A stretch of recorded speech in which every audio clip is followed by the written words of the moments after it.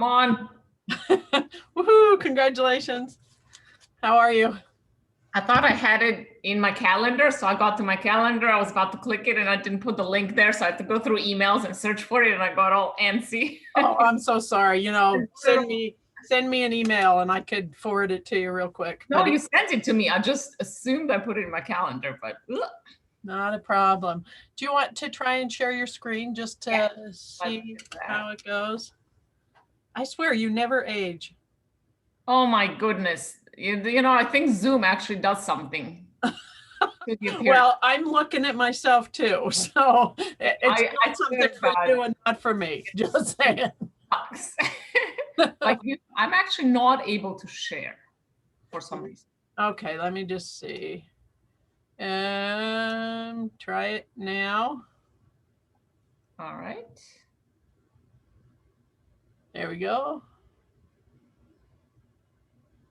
Looks good. Looks great. All and right. You want to test your pointer? So do you guys see this? Yep. That looks good. I could make it different. I think we're in good shape. So yeah, some people like something maybe black. That'd be better. No, blue. That's not bad. Arrow option. Visible?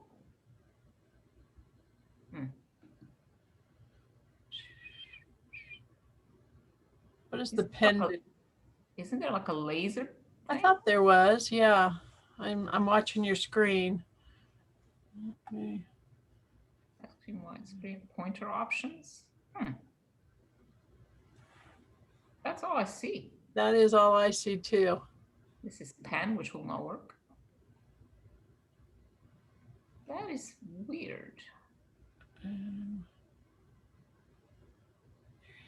Visible. That's the visible one.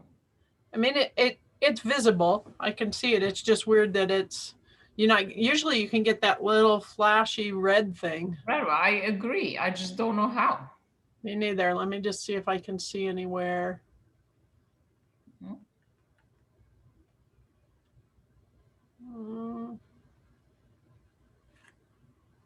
Yep, I'm not seeing it either. Stop in it. Okay.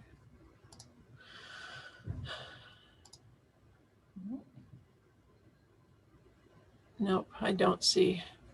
Would that be within Zoom, maybe? Let me stop sharing. Let me see here. Remote control more. Nope. No, interesting. Maybe my Microsoft is not quite as up to date. The SharePoint. Oh, we could see that. I mean, when you move it, it's visible, so it'll probably work okay. Okay, well, I guess I don't see anything else, so we'll have to stay with that. Yep. All right. I agree. That sounds good. So I will just take a minute at the beginning to introduce you, literally about a minute. I don't want to take too much time in that. And then I will monitor questions in the chat and sometimes interrupt, and sometimes we'll hold till the end and then let people kind of speak for themselves in it. Okay. And then the other thing is, I asked you before, but we are recording. Yeah, it's fine. All right. In fact, it's recording now. I start it right when it starts because when Tom did his, I missed the first like 2 or 3 slides because I forgot to restart the recording. Oh, darn. Okay. So it's all right. The minor problem on my side is that my neighbor has been planning to demolish his house for several months, and he has started in earnest right now. That's awesome. So, I see the bulldozer in front of the house. Okay. In case this, I mean, I've closed everything around me. In case it gets really loud, yeah, I am going to let me know. So just interrupt and say that it's too loud, and I'll go into the closet because the closet is like insulated from all sides. Okay. And I just tried it, and I put like a little stool in there so I can put my computer on it. Just let me know. Okay. We'll just kind of see how that goes. I mean, this is insane, but yeah. It definitely is. I have, and I will, as soon as we're done, I'll jump off pretty quick because I'm actually flipping over to a Friedreich ataxia symposium that's going on immediately after this. Wow. All right. It's kind of a crazy one of those days. That's okay. Everything else? How's your mom? She just had surgery a couple of weeks ago for gallbladder, and she had extreme pain related to that.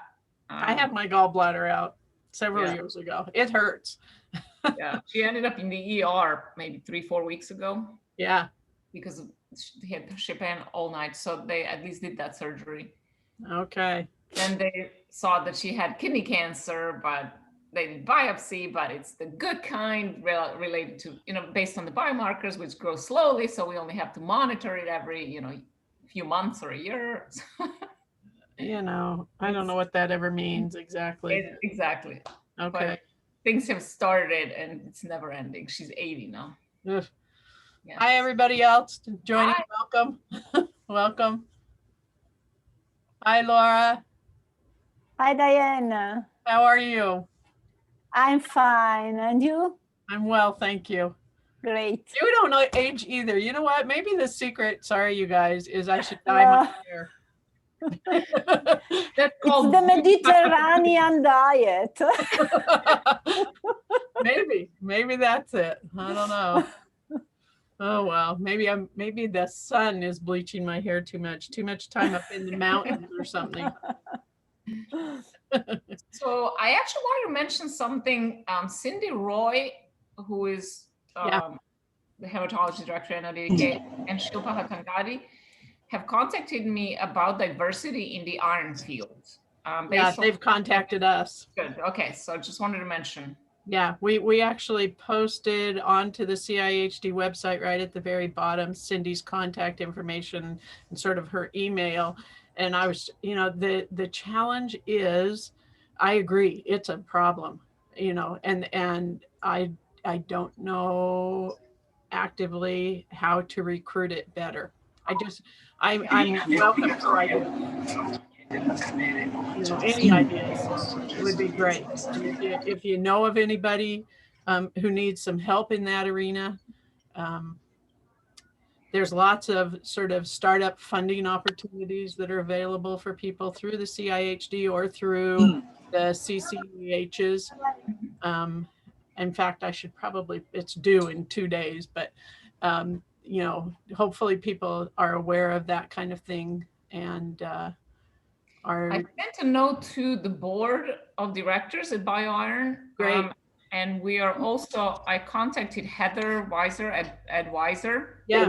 Managing agency, and they're going to email entire US population that are members of BioIron. They can target just American emails, and they're going to inform them after Cindy writes what opportunities are available and her contact information. So Cindy is going to write something and we'll blast it out.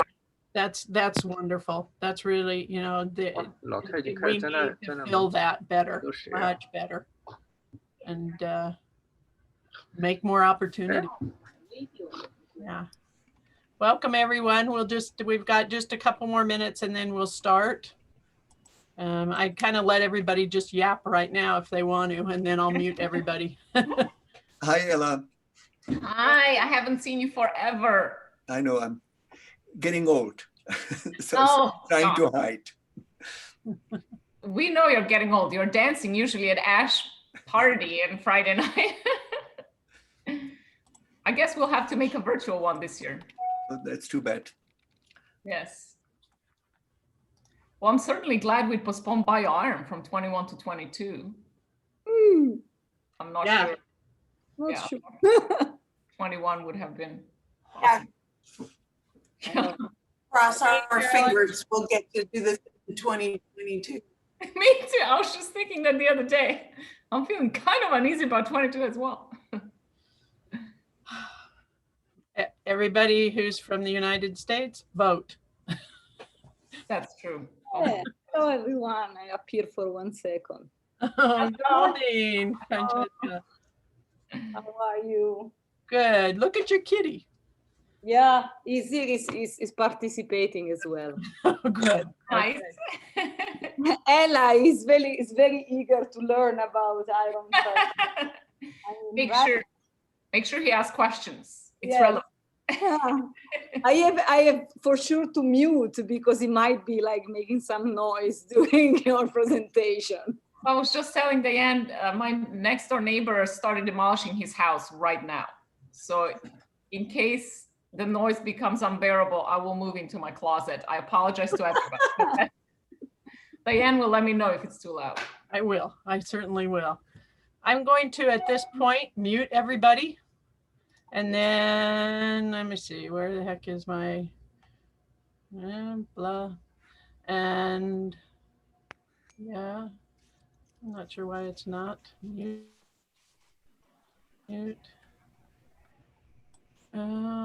Okay, anyway, let's begin. So it's my pleasure to welcome all of you to the third of in our seminar series at the Centers for Iron and Heme Disorders. And today's speaker is Ella Nemeth. Ella actually got her bachelor's degree from the University of Belgrade in Yugoslavia, and then went on to a PhD at the University of Hawaii, and got her PhD in cell molecular and neuroscience. She then moved on to work in Tom Gantz's lab as a postdoctoral fellow. Looks like actually I missed one postdoctoral fellow in Hawaii for a little bit, and then went on to Tom Gantz's lab, where she started working with Tom on the molecule hepcidin. And I became acquainted with Ella as the discovery of hepcidin's interaction with ferroportin and regulation of that iron transporter was discovered. Ella moved on to become an assistant professor, associate professor, and is now a full professor at UCLA. And she has lots of other accolades that I could attribute to her. She is currently the president of the International Bioiron Society. And we want to welcome Ella, who today is going to present to us about iron and pregnancy. I didn't give the full title, but I will let you present that as you start. And so I'm going to ask everybody if they will please mute and turn off their videos.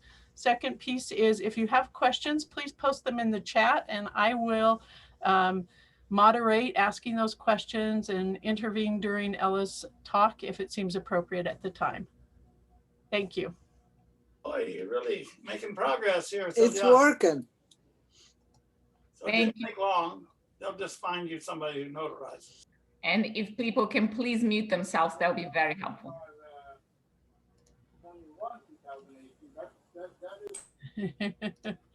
Working on it. Just tiny correction. I'm not the president of Bioiron Society yet. I'm president-elect. Martina Muckenthaler is the current president. Thank you. And doing it extremely capably.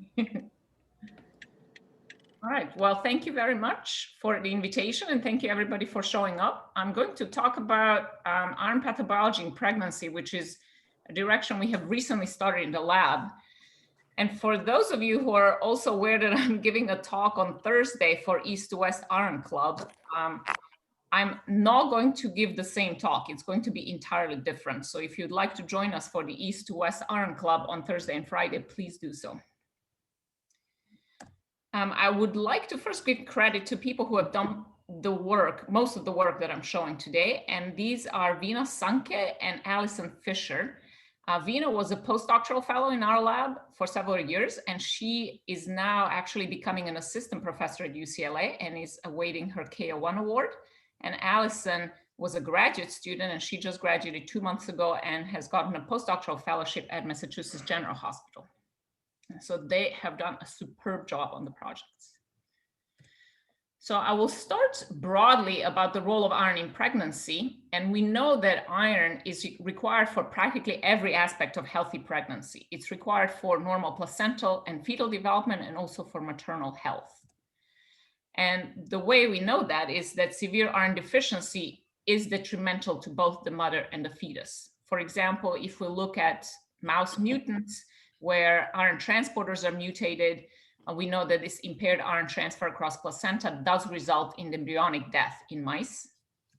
And then in humans, epidemiological studies have demonstrated that severe iron deficiency anemia is associated with adverse outcomes that include increased risk of preterm labor, low neonatal weight, and even in severe cases, increased newborn and maternal mortality. And then recently, it was described that maternal anemia diagnosed earlier in pregnancy, and they have defined that as less than 30 weeks. And they have unfortunately not measured iron parameters, but they showed on several 100,000 people that maternal anemia is associated with increased risk of developmental disorders such as autism spectrum disorder, attention deficit hyperactivity disorder, and intellectual disability in offspring. Now, what are requirements in human pregnancy? A woman needs approximately 1 gram total for pregnancy. And that is to have enough iron for fetal and placental development, also for the expansion of maternal red blood cell mass. This is physiological adaptation in pregnancy, and also to cover some baseline maternal body iron loss. But 1 gram is practically 1/3 of total body iron of many women. And it's much more than the usual stores that are available in premenopausal women. So this is a huge drain and huge requirement on mothers for generating 1 gram of iron for a healthy pregnancy. Also, these requirements are not equal across the 3rd trimester. The majority of this iron is needed during the 2nd and 3rd trimester when the red blood cell expansion occurs, maternal red blood cell expansion, and also the rapid growth of the fetus. So the largest requirement is toward the end of the 2nd and during the 3rd trimester. So what we decided to start looking at is how is this iron supply regulated during pregnancy? We know from earlier studies that there is both increased mobilization from women's stores during pregnancy, and that is manifested as quite a precipitous drop in ferritin over the gestational weeks toward the end of pregnancy. And also there is increased absorption of dietary iron. Some radiotracer studies have shown that there is almost a 9-fold increase as gestation goes on. So the way one would coordinate this increased mobilization of iron from stores and increased absorption, it would be expected that that would occur as a result of hepcidin decrease. And indeed, when maternal hepcidin levels were measured in either human or mouse pregnancies, it was observed that maternal serum hepcidin indeed is very low. There is approximately 10-fold decrease from the 1st to the 2nd and 3rd trimester in women. And you can see that right after pregnancy, maternal hepcidin levels bounce back. And then in mouse pregnancy, there's similar 10-fold decrease across gestation. So embryonic day 12.5 is approximately 2nd trimester, and these would be equivalent to the 3rd trimester. Mouse pregnancy in C57 Black 6 is approximately 19 days. And when we did a more careful time course of iron parameters in mice and compared hepcidin, liver iron, and serum iron in the mothers, mouse mothers, and compared them to non-pregnant time and the 3 time points during pregnancy, you can see that this precipitous drop in serum hepcidin is associated with a gradual release of iron stores from the liver. And interestingly, this is also associated with maintenance of serum iron, at least on mice that are on iron replete diet. So it seems that this maternal hepcidin suppression allows maintenance of plasma iron levels and thus increased iron availability for transfer across the placenta. Also, human studies have demonstrated that there is an association between maternal hepcidin and placental iron transfer. And it was shown that lower maternal hepcidin correlates with greater transfer of iron across placenta. And the way this was done, it was done with cold iron isotopes. Women were ingesting either 58 delivered as heme or iron 57 delivered as non-heme. And regardless of the type of isotope that was given, when they looked at percent of maternally ingested tracer that was transferred to the neonate, if maternal serum hepcidin was very low, the larger percent of the tracer was transferred across the placenta. And if the maternal hepcidin was higher, then a smaller percent was transferred. So even in humans, there's an association between maternal hepcidin level and placental iron transfer. So it's likely that the way this increased need for iron during pregnancy is controlled is that there is a suppression of maternal hepcidin, which then allows stabilization of hepcidin's target, ferroportin, that potentiates iron flows into plasma. And so more iron is available for maternal red blood cell expansion, and more iron is available for transfer across the placenta. Now, if you look at the organization of placenta, organization of iron transporters in the placenta, transferrin receptor 1 and ferroportin are expressed in syncytial trophoblast. And transferrin receptor 1 is facing maternal circulation, whereas ferroportin is facing fetal circulation. It's on the basal side of syncytial trophoblast. So maternal hepcidin actually does not have access to this ferroportin on syncytial trophoblast. However, fetal hepcidin could be regulating its own iron endowment, could be regulating placental iron transfer. And indeed, one of the early publications on hepcidin showed that if there is transgenic overexpression of hepcidin in embryo, that did result in perinatal lethality because of severe iron deficiency anemia. So it is possible that fetal hepcidin contributes to the control of placental iron transfer. And we wanted to formally test that and see to which extent does maternal hepcidin versus embryo hepcidin determine how much iron is transferred across the placenta, or do both contribute? Just a side note about terminology, in mice, we use embryo for the entire intrauterine development, whereas in humans, embryo is usually used for the first 2 months of development, and then the other 7 months, we use the term fetus. But in mice, we tend to use embryo for the entire spectrum of development in utero. So what we did here is do transgenic mouse crosses to generate combinations of mother and offspring that either lack hepcidin or don't lack hepcidin. So what we did is breed hepcidin knockout females with heterozygous males, or hepcidin heterozygous females with heterozygous males.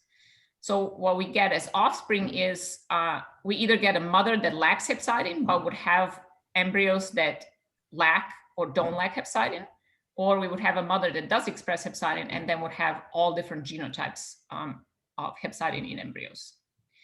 And our hypothesis was that if embryo hepcidin is the critical determinant of placental iron transfer, then knockout embryos from either mother should have more iron.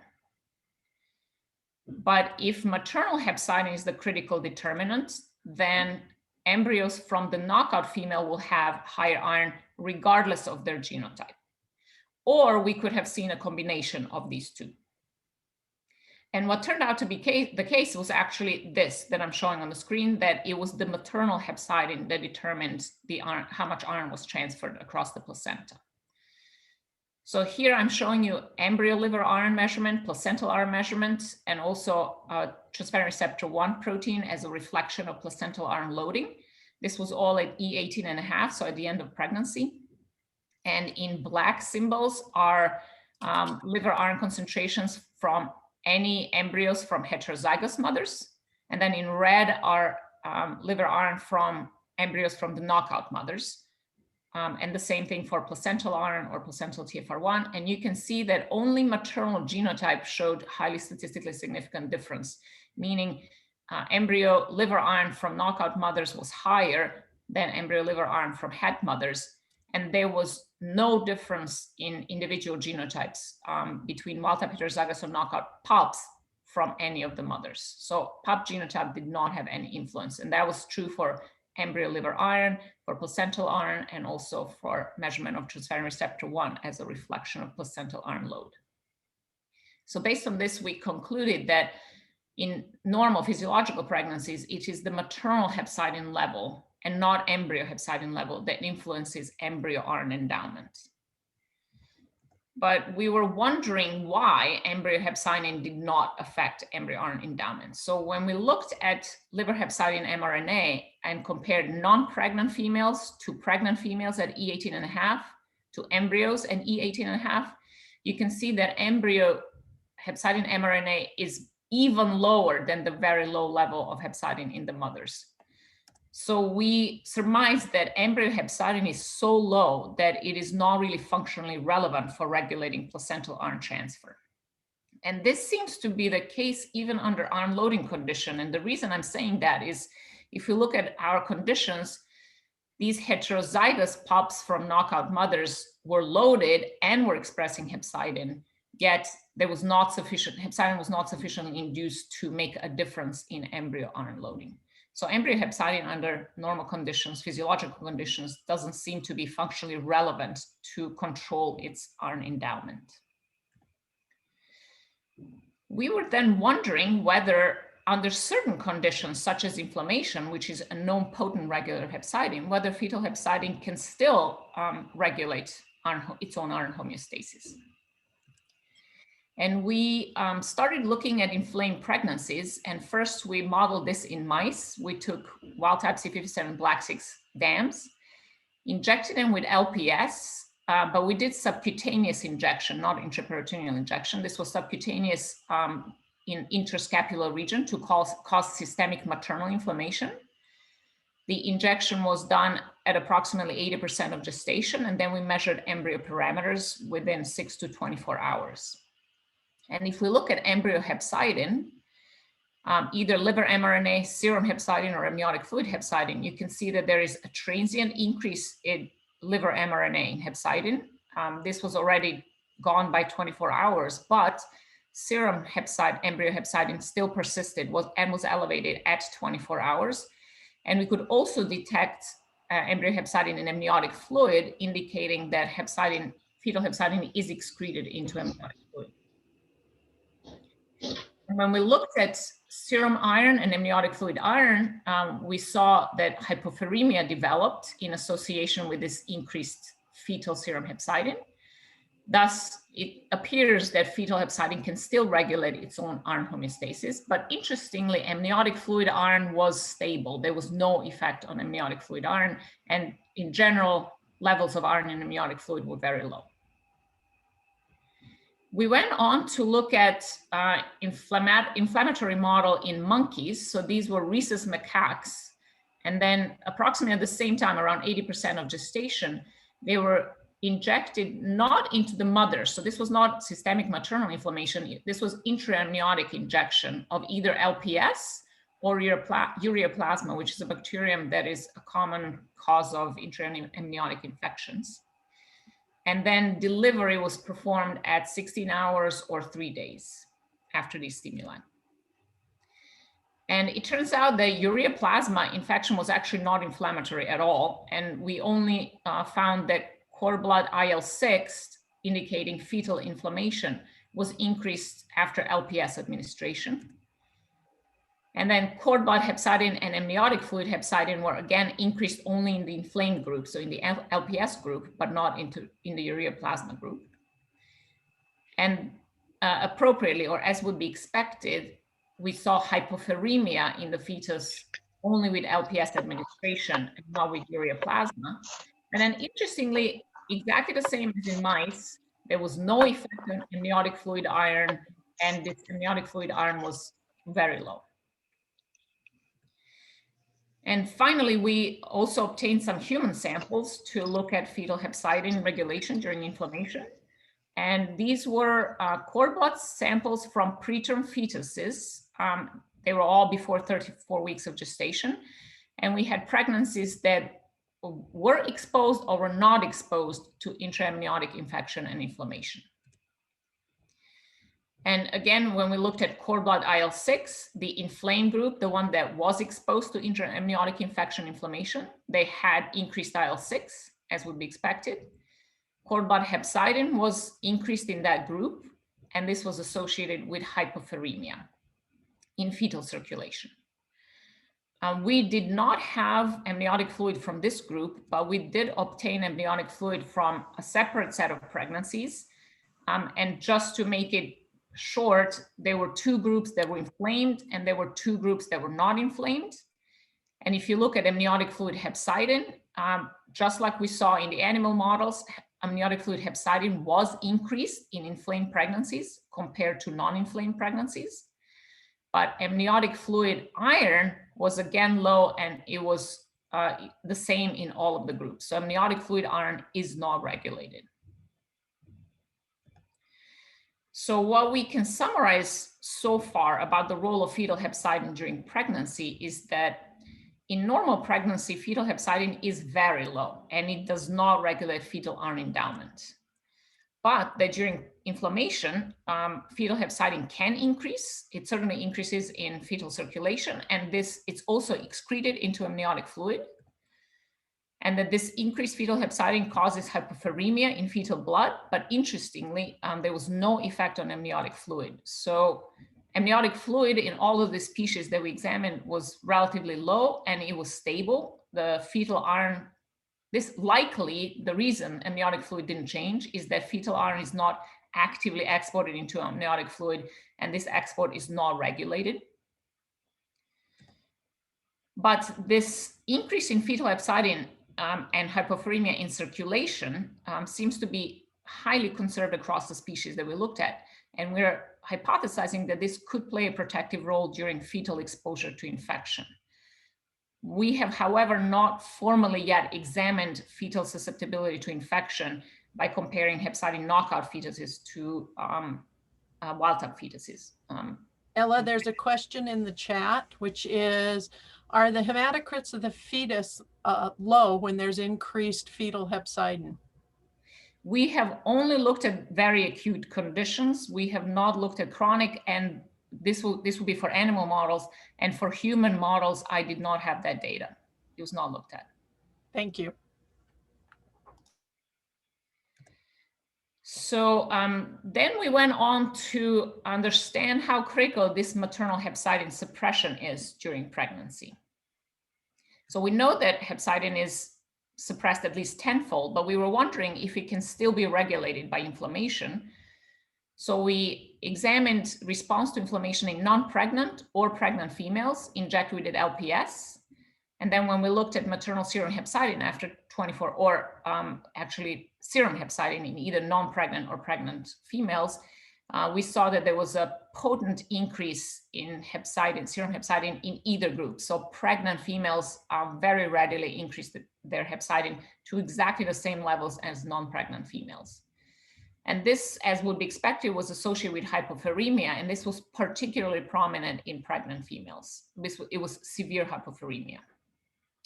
So we were then wondering what would be the outcome of relatively elevated maternal hepcidin during pregnancy. If maternal hepcidin was not appropriately suppressed, what would be the outcomes?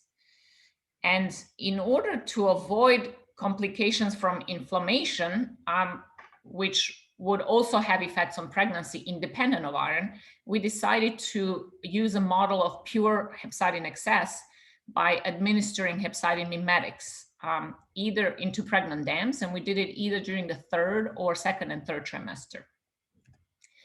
And we generated groups that had a gradation of iron restriction. So some pregnant females were injected with solvents, and others were injected with increasing amounts or duration of minihepcidins, which would then cause greater iron restriction. So we had a low dose of minihepcidin that was administered daily for 11 days, a moderate dose that was administered over 6 days, or a moderate dose administered over 11 days. And this indeed leads to a graded response to iron restriction. So there was a dose-dependent development of maternal anemia. In the most iron-restricted group, there was the greatest development of anemia, a moderate anemia in the moderately iron-restricted group, and there was no anemia in the mild iron restriction group. We then started analyzing embryos, and when we looked at the most severely iron-restricted group, we noted that placenta was also affected. This may be because the injections, meaning iron restriction, started before placental development was complete. Placental development completes around embryonic day 10. So there was a decrease in placental weight, there was decrease in placental iron, and then there was development of severe embryonemia. You can appreciate that by the pallor of these embryos. And we also noticed a large percent of embryos were dying. And so there was a really severe outcome of severe maternal iron restriction. And we did not have enough embryos really to analyze these groups. So the rest of the analyses of embryos and placentas was done only on the moderate and mild iron restriction groups. And to remind you, maternal hemoglobin was moderately decreased in the moderate group, and it was not changed in the mild iron restricted group. So what happened to the embryos? Interestingly, embryos were affected worse than the mothers. And there was a decrease in embryo weight in both groups. The way all of these graphs are organized is that the moderate iron restricted group is in the white panel, and the mild iron restriction is in the gray panel. The black symbols would be from control group injected with solvent, and then the blue symbols would be from minihepcidin injected groups. So you can see that there was 19% and 13% decrease in embryo weight in the moderate and mild iron restriction groups. There was a development of embryo anemia, so 5 grams per deciliter decrease in moderate group, 2 grams per deciliter in the mild group. There was hypopheremia in both groups in embryo circulation. There was a development of iron deficiency, so liver iron concentrations were decreased in both groups. And surprisingly, we also saw a decrease in brain iron concentration in both groups. There was approximately 20% decrease in the mild iron restricted group and around 40% decrease in the moderate group. So we concluded that embryos were actually very sensitive to maternal iron restriction. And when we summarized all of the parameters that we looked at in these minihepcidin injected pregnancies, and those will be parameters in the dams, in the placenta, or the embryo, what we noted was that placenta was actually the least affected organ here. The placenta was only affected in the most severe iron restriction. There was a decrease in weight, decrease in iron content, and then change in iron transporters to try to compensate for iron deficiency that was developing. But this only happened in the highest iron restriction. Placenta was actually perfectly fine in the moderate or mild iron restriction, with the exception of some modulation of iron transporters. Now we'll talk about these mechanisms later. The mothers were moderately affected by iron restriction. I mean, there was definitely development of anemia, hypopheremia, and iron retention in the severe group, moderate changes in the moderate group, but there were no changes in hematological iron parameters that were statistically significant in the mild iron restriction group. In contrast, embryos were affected even by mild iron restriction, where there was a decrease in the weight, development of anemia, development of iron deficiency, including in the brain. So embryos are exquisitely sensitive to iron deficiency or maternal iron restriction, and even resulted in severe decrease in viability in the highly iron restricted group. So what we are kind of summarizing about the role, what we understand about the role of maternal hepcidin during pregnancy now is that the low maternal hepcidin is, maternal hepcidin is a critical determinant of embryo iron endowment, so that the low maternal hepcidin allows accumulation or transfer of iron to the embryo and correlates with high embryo iron endowment. Whereas high maternal hepcidin that causes iron restriction prevents appropriate iron transfer to the fetus. And this, in severe cases, can even result in death. And as I mentioned before, the embryo genotype did not play a role. They were equally affected in a single group from either knockout mothers or het mothers. So maternal hepcidin is a critical determinant of embryo iron endowment. We then wanted to look at whether there's a counterpart of this in human pregnancy. And so we collaborated with Dr. Koski from McGill University and her collaborators in Panama. And we got samples from 174 pregnant women from an indigenous community in Panama. And these women actually have a very high prevalence of, there's high prevalence of maternal infection in the community. Approximately in this group, 96% of women had at least 2 infections. And they also have high prevalence of nutrient deficiencies. Now here, they used a screening tool called symphysis fundal height to assess fetal size because they didn't have an ultrasound. And this screening tool really uses a measuring tape to measure the distance between the pubic bone and top of the uterus. But this has been standardized in recent years. So even international standards for the symphysis fungal or SFH have been established based on measurements in several countries around the world. So when this was applied and they looked at the SFH as the indicator of fetal size, it turned out that the very low SFH, or less than 3rd percentile, there was a large proportion of women. So there was a high number of the high prevalence of intrauterine growth restriction in this community. And when we looked at the association of maternal hepcidin, it turned out that the higher maternal hepcidin was associated with increased odds of this very low SFH, less than 3rd centile, compared to normal FSH. And odds ratio was nearly 3. So it was 3 times more likely, or the odds were greater, 3 times more greater odds that intrauterine growth restriction was going to be present if maternal hepcidin was high. So in human pregnancies, of course, all we have are associations. We cannot claim that there is causation, but based on our mouse studies where we administered maintained maternal hepcidin excess, we are speculating that maternal hepcidin indeed can play a pathogenic role by causing iron restriction and result in potentially intrauterine growth restriction. Now, the question that we're tackling now is, what is the mechanism of maternal hepcidin suppression? One thing we considered was that it could be plasma dilution, which is a physiological adaptation in pregnancy, but that is not the case because when we look at mouse models, liver hepcidin mRNA decreases similarly to serum hepcidin. Gradual development of iron deficiency may be the mechanism, but we don't think that is the entire answer. We do know that maternal hepcidin is regulated by iron, but it seems that that is done at a lower set point.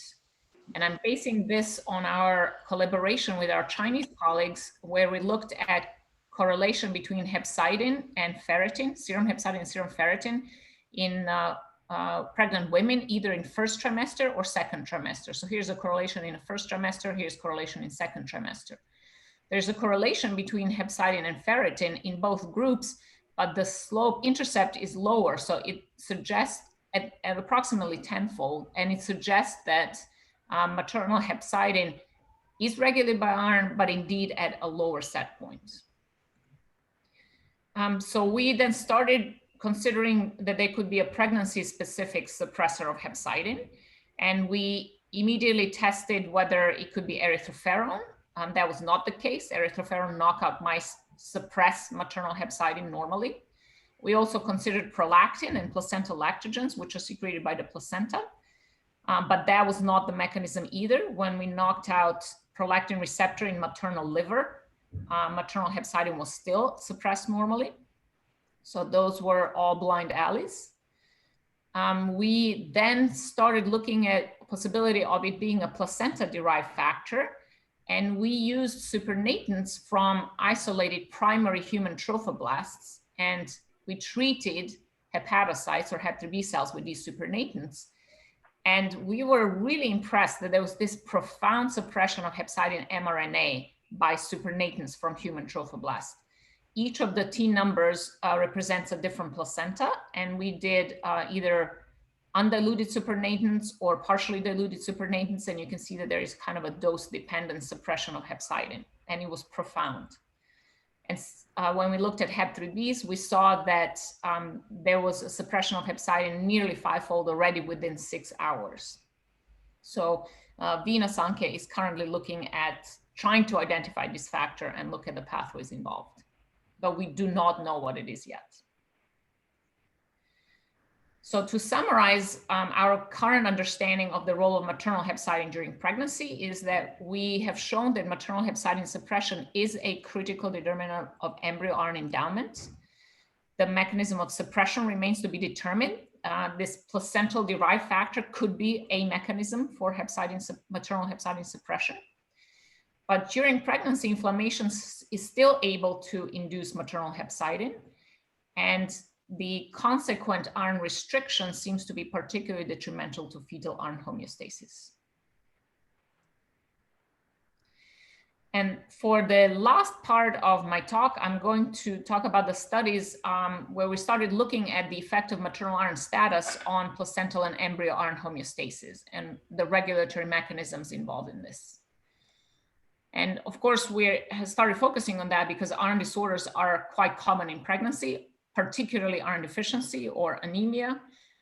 You can see that anemia can reach over 50% in developing countries in pregnant women. So pregnant women are among populations in the world that are most affected by iron deficiency and anemia. And then sorry, I'm just going to interrupt. One quick question from Mikhail Montgomery. Is maternal hepcidin suppression also evident in mothers with hemochromatosis? Yes, it is.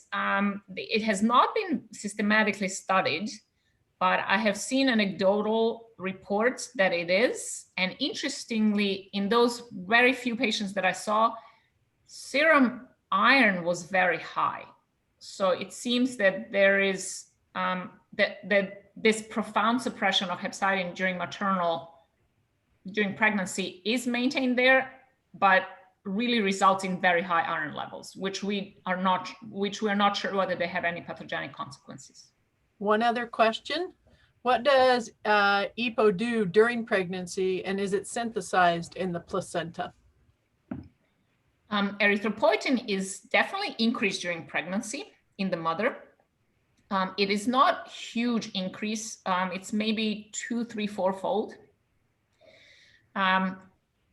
As a consequence, in the mother, erythroferron is also increased, but it doesn't seem to play a role in maintaining maternal iron homeostasis, at least under normal iron replete conditions. Fetal erythropoietin, I actually can't remember. It may be produced temporarily in the placenta, but majority of EPO is produced in the fetal kidney later in the development. And I don't know much about the role of fetal erythropoietin.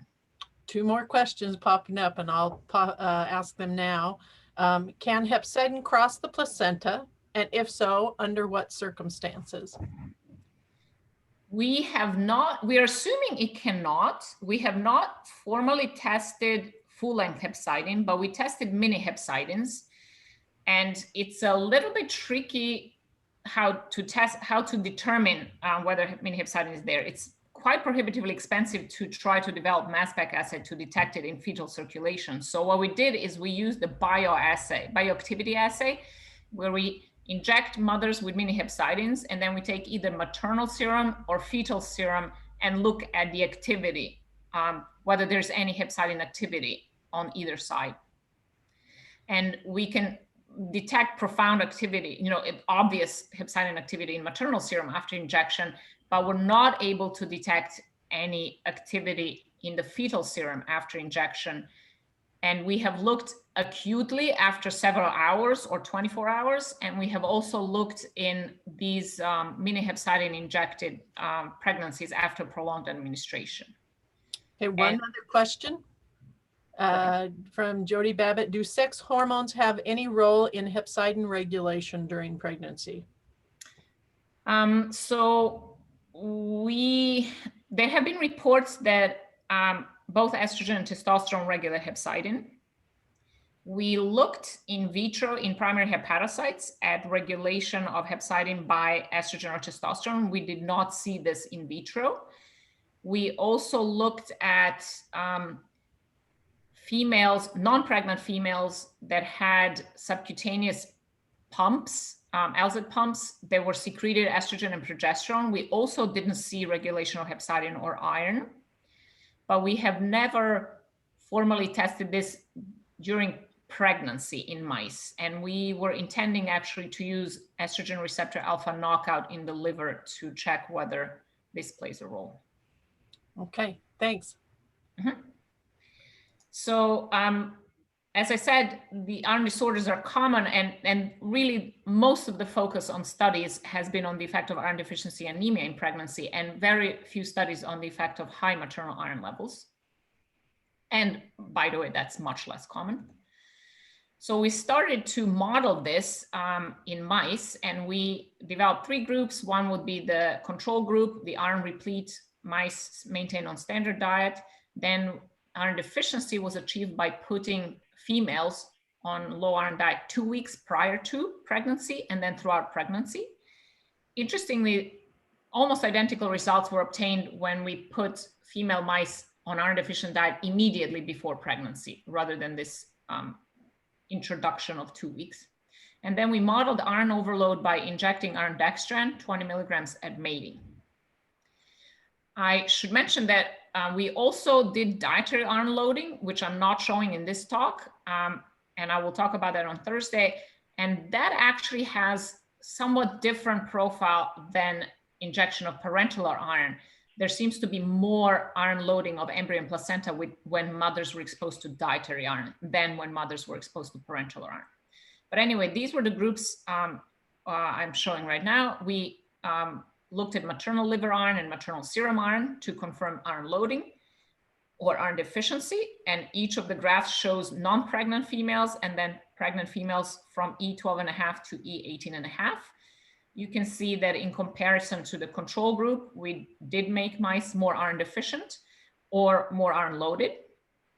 When we looked at maternal serum iron, it was maintained at a relatively stable level in iron replete group. Definitely hypophoремia was evident in iron deficient group. But very interestingly, there was also hypophoремia in the loaded group. And this was a consequence almost certainly of elevated maternal hepcidin. We did detect a relative increase in maternal hepcidin. But this hypophoремia turned out to be protective for embryos. So when we looked at embryo iron parameters and looked at either embryo hemoglobin, serum iron, or liver iron, when we looked at iron loaded group, embryos were completely protected from iron loading, and that is almost certainly a result of this elevated maternal hepcidin and relative hypophoремia. But iron deficient group was very profoundly affected. Embryos were very anemic, had very low serum iron and extremely low liver iron. But to our surprise, when we looked at the placenta was relatively spared. There was no difference in any of the groups at E12.5 and E15.5 in placental non-heme iron content. And the differences only started getting visible at E18.5. But placental iron was not decreased to such an extent or increased much. And even when we looked at total iron, meaning both non-heme and heme, and compared embryo liver to the placenta, you can see that embryo liver has a lower total iron, but placenta had comparable levels between iron deficient and the other groups. So this suggested to us that placenta is relatively protected from iron deficiency, which was somewhat surprising. And we started looking at iron transporters. And just to show you how mouse placenta is organized and where iron transporters are, transferrin receptor 1 and ferroportin are in the labyrinth layer, which will be the layer where nutrient exchange occurs, and it will be equivalent to human placental villus area. And if you look at the higher magnification organization of these transporters, transferrin receptor 1 faces maternal circulation, and then ferroportin faces fetal circulation, as I mentioned before.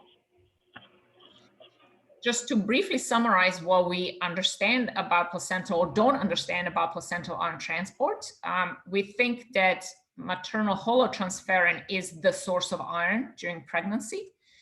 That's taken up through the classical transferrin receptor 1 endocytosis mechanism. Iron is released from apotransferrin during acidification. We don't know what the reductases are. We don't yet know which of the transporters perform endosomal transport of iron. We don't know the role of chaperones in syncytial trophoblast. We do know that ferroportin is necessary for iron export on the basal side of syncytial trophoblast. But then we don't know which of peroxidases are involved in loading iron onto holotransferrin. And we also don't know whether non-transferrin bound iron represents an important source of iron during organogenesis, or perhaps during certain parts of fetal development. So a lot is still not known about placental iron transfer. And one other thing I wanted to point out is related to the similarities and differences between human and placental, the differences between human and mouse placenta. So human placenta has a single layer, cellular layer, as a syncytial trophoblast. Mouse placenta has 2 layers, SynT1 and SynT2, or syncytial trophoblast 1 and 2, but they're connected with gap junctions, so they function as a single layer, really, and the distribution of iron transporters is exactly the same as with human placenta. I'm very sorry. Hold on 1 second. These people are probably going to keep knocking. 1 second. I'm sorry, I'm in the middle of the lecture. I cannot be with them. I'm doing a lecture right now. I'm sorry. Did I go on to project you? Yes.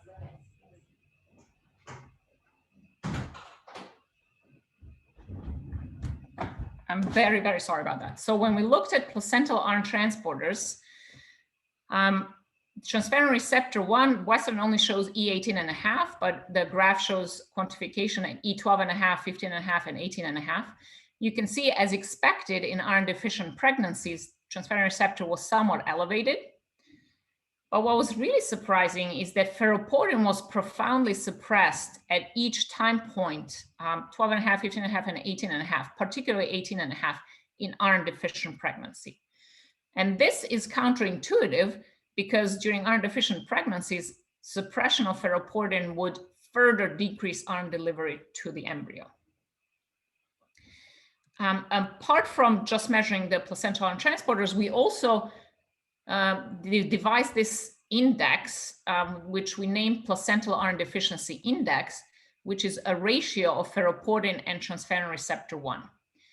And so if ferroportin is decreased or transferrin receptor 1 is increased, or both, which would happen during iron deficiency, this would result in a lower placental iron deficiency index. And indeed, you can see at every time point, E12.5, E15.5, and E18.5, this PD, or placental iron deficiency index, is lower when the mother is iron deficient. And we argue that this index, PD, is a good indicator of placental sensing of iron deficiency, and it will be a good indicator of the risk of development of fetal iron deficiency. And another reason we particularly would like to use this ratio rather than individual transporters is that there is variability related to placental sampling, particularly in human placentas.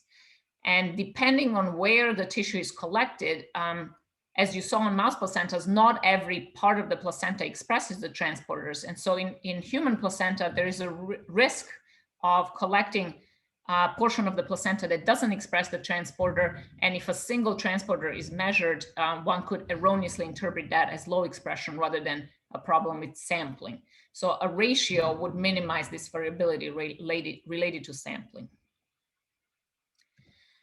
We then went on to look at whether we can see the same regulation in human pregnancies, and we got frozen placental samples as well as serum samples from women with and without mild iron deficiency. Unfortunately, we have not been yet able to obtain frozen placentas from women who had more severe iron deficiency or anemia. These women, the iron deficiency was based on ferritin measurement late in pregnancy, but this iron deficiency was not severe enough to cause anemia. So you can see that maternal hemoglobin was the same in both groups, whether maternal ferritin was low or less than 10 or over 10, and cord blood hemoglobin was also the same. So iron deficiency was not strong enough to cause anemia. When we looked at placental transporters, we saw that transferrin receptor 1 was increased in the iron deficient group compared to non-iron deficient group. But strangely, we didn't see statistically significant difference in transferrin receptor mRNA, and we would have expected that to be the case if transferrin receptor was regulated by the RPRA system. However, we didn't see this. The obvious difference was in transferrin receptor 1 protein, and we don't have an explanation for that. We also didn't see a change in ferroportin protein, and we attribute this to relatively mild iron deficiency. We think that ferroportin will change only when iron deficiency is more profound. And indeed, we were testing this in primary human trophoblasts. These were isolated from term placentas. We treated them with either iron chelator, apotransferrin, or holotransferrin. And you can see that ferroportin changes across the entire spectrum of iron changes, even between apotransferrin and holotransferrin. So ferroportin does respond in the same way in human trophoblasts as it did in mouse placentas, but likely iron deficiency was too mild in these human placentas in vivo. We also graphed placental iron deficiency index, which would be a ratio of ferroportin to transferrin receptor 1 in each individual placenta. And indeed, placental iron deficiency index was lower in iron deficient mothers, but placental iron was similar between the two groups. And this is likely the consequence of the alteration in iron transporter, which preserves placental iron levels. And we think that this placental iron deficiency index may be a sensitive indicator of the risk of fetal iron deficiency. It cannot be obviously used clinically because one needs to collect the placenta, analyze it, but it is possible that it could be used as a research tool to develop a more sensitive markers of neonatal iron deficiency. Next, we went on to look at what is the mechanism that underlies this counterintuitive regulation of ferroportin in response to maternal iron deficiency. And based on changes in ferroportin, we were speculating that it could be related to IRE system. And indeed, when we looked at IRP binding to IREs by EMSA, there was a relative increase in binding of IRPs to IREs in iron deficient placentas, as would be expected. And based on several pieces of evidence, we went on to hypothesize that it's IRP1 and not IRP2 that is the regulator. It's related to the level of expression of IRPs and also doing EMSAs with and without antibodies that would neutralize one or the other. So we obtained IRP1 het mice from Tracy Rowe. We bred het mothers and het fathers, but we made mothers iron deficient, and then collected placentas and looked at the response of wild-type placentas versus knockout placentas to iron deficiency.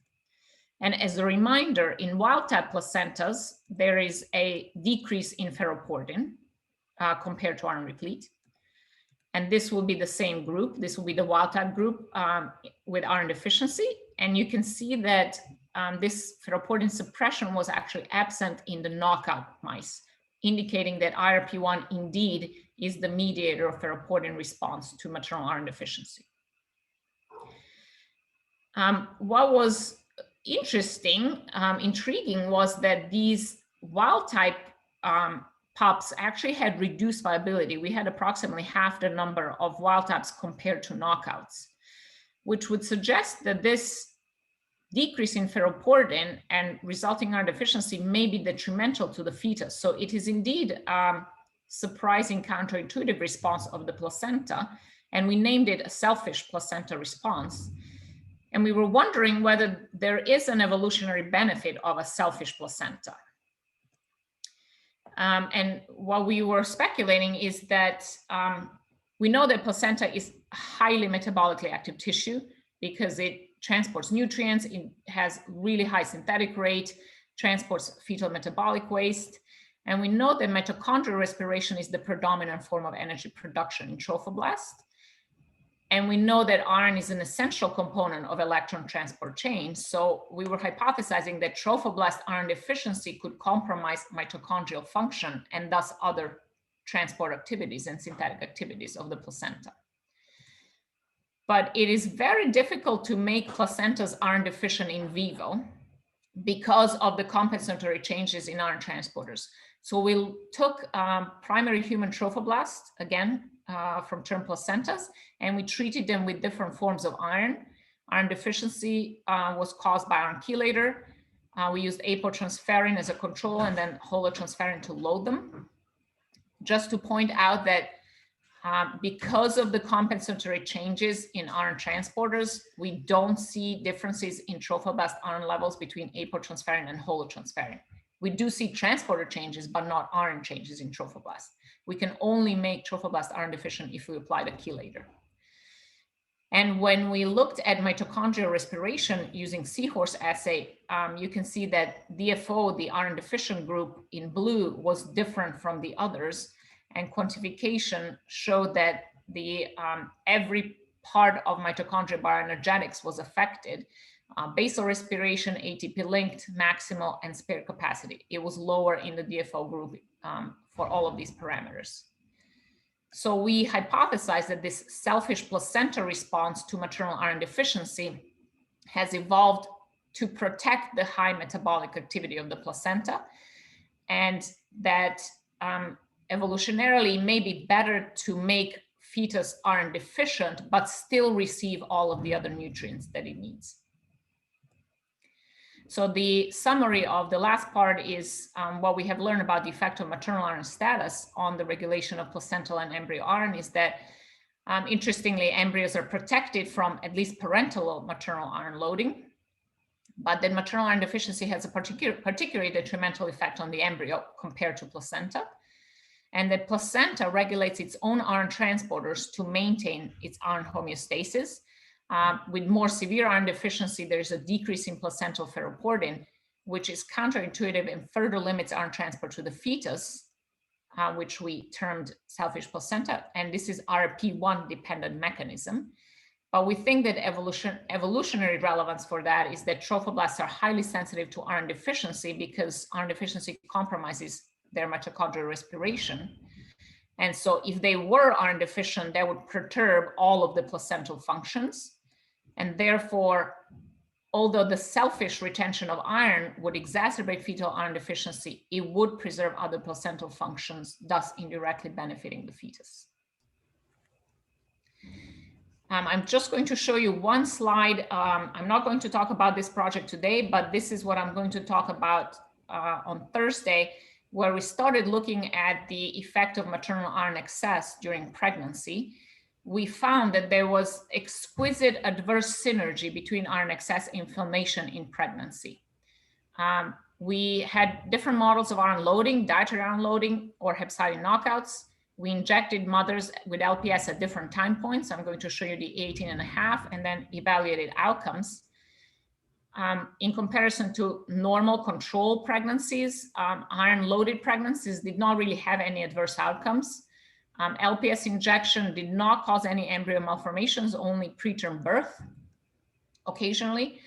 But when mothers were both loaded and inflamed, we saw this extreme synergy, adverse synergy between the two, which caused embryo death or extreme embryo malformations. And so I'm going to talk about this project and the underlying mechanisms on Thursday.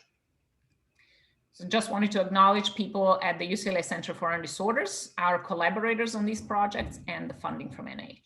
Thank you very much. Thank you, Ella. We have two questions. The first one is in regard, have you tested if there is any role for IRP2 in this? So we have looked at, one way we looked at IRP2 was we took placentas for IRP1 knockouts and that did EMSA on it. And we did not see any retention. We did not see any binding. So that was suggesting to us that IRP2 was not really doing much, even in the placentas that were IRP1 knockouts. We also used an antibody to IRP2 and in the EMSA, and we did not see any effect from that either. So we are concluding based on those that the contribution of IRP2 is relatively minor. Okay, great. Second question is from Ann Smith. Is the effect of iron deficiency on mitochondrial function specific for placental cells? Have you checked any other, I guess, I don't... Yeah, we did not check, let's say neurons. We have not checked any others except for trophoblasts. It has been reported that iron deficiency also is quite detrimental to fetal neuronal development that affects myelination, axon outgrowth, etc., but we did not check that. Great. Any other questions? Anybody wants to unmute themselves and ask? Just give it 1 minute, see if that happens. Otherwise, we want to thank you for your presentation. It was excellent. Here's one from Karen Feinberg. The mouse maternal liver undergoes a large increase in mass during pregnancy. I'm not sure if this is hypertrophy or hyperplasia. Does maternal iron deficiency impact other maternal hepatic processes during pregnancy? We have not checked that part.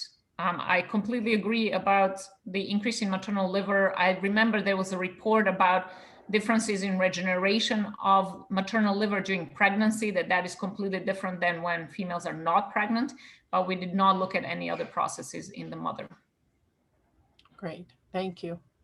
Okay, we'll close this session and thank Ella again, sort of the quiet clap from everybody, but thank you very much. And we look forward to our next presentation, which is on November 3rd from the Iron and Heme Corps Director, Lori Jackson. And thanks, everybody. Thank you. Nice to see you. Nice to see you. Everybody take care. Thank you, Ella. Pleasure. Thanks. Thank you. Great presentation. Thank you. Thanks, Ella. It was great. Thank you. Thanks, Victoria. You're the best. Oh my God. I totally agree. I'm leaving. Okay. I'll end it now. Bye. Bye.